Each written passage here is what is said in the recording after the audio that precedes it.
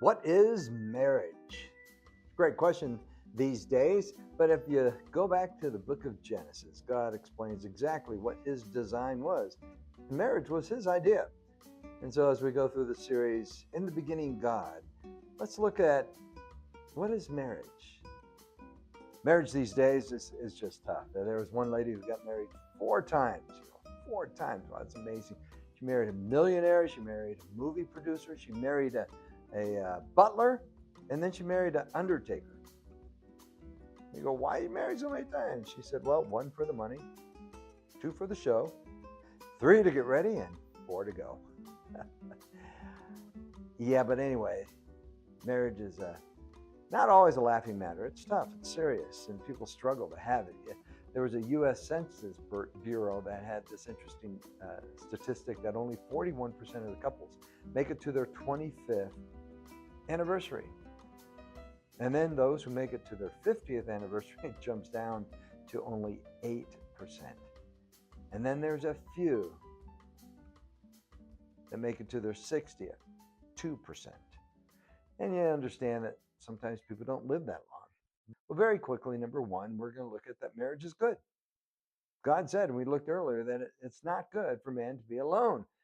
And when God created woman, Adam finally says, at last, this is great.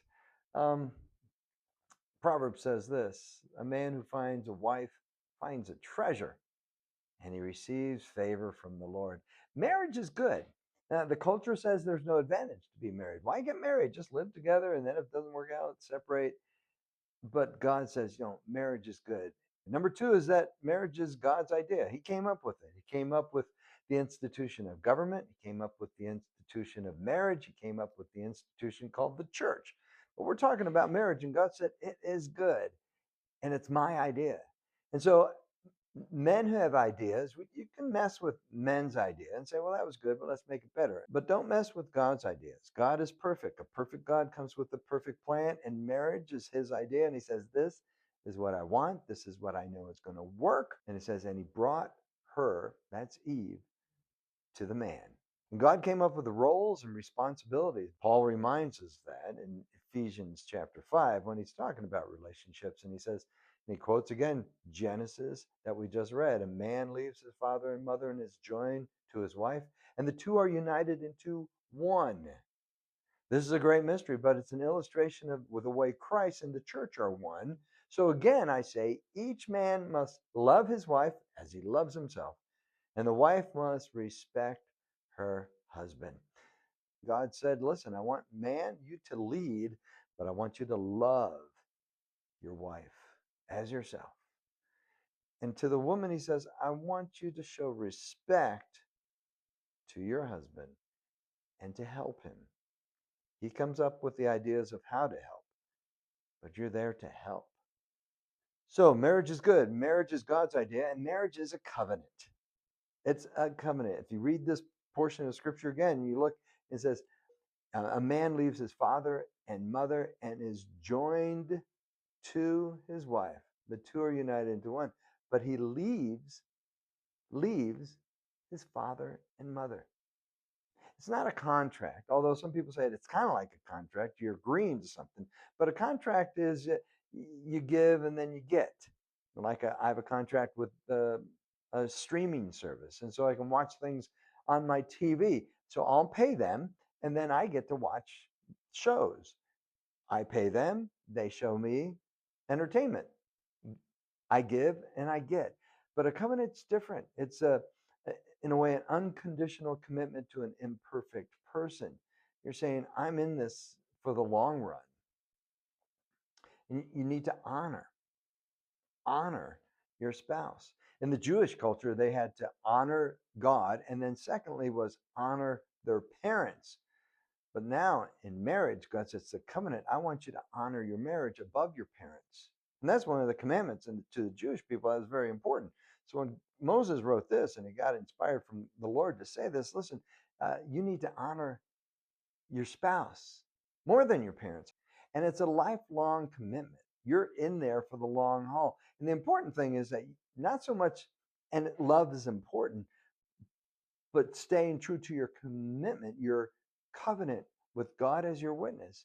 In Deuteronomy, a lot of people see this. It says, suppose a man marries a woman, but she does not please him, having discovered something wrong with her. You can get a divorce. That's what Deuteronomy says.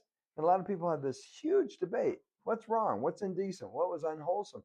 And for in Jesus' day, there was two schools of thought. One was divorce was permitted only for serious sexual immorality.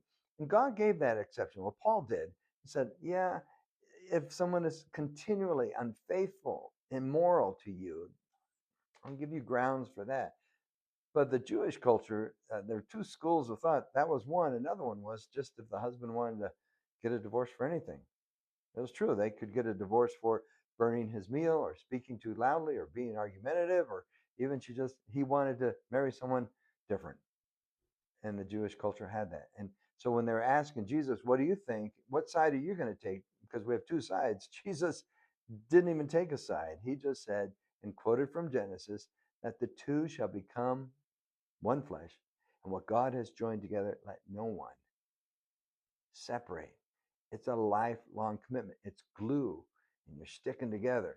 When you separate it, a little part of you is ripped apart.